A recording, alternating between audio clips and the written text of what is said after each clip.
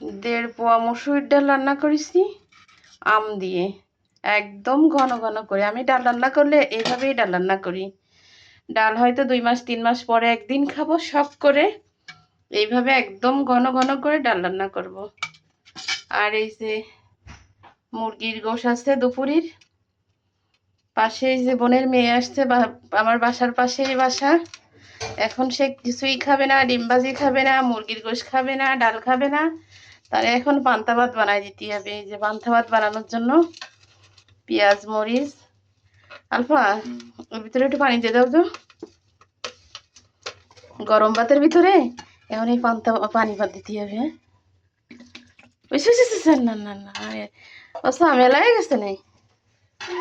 হুম, পানি আরো পানি দেবো, মানে পান্তা ভাতের ঝোল খাবা? দেও আলফা, আর একটু দেও।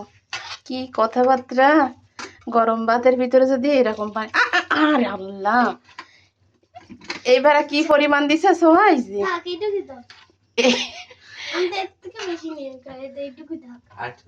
না না, দিলি তো সেই নদীর পানি হয়ে যাবে রে।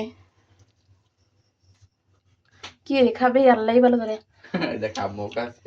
আমি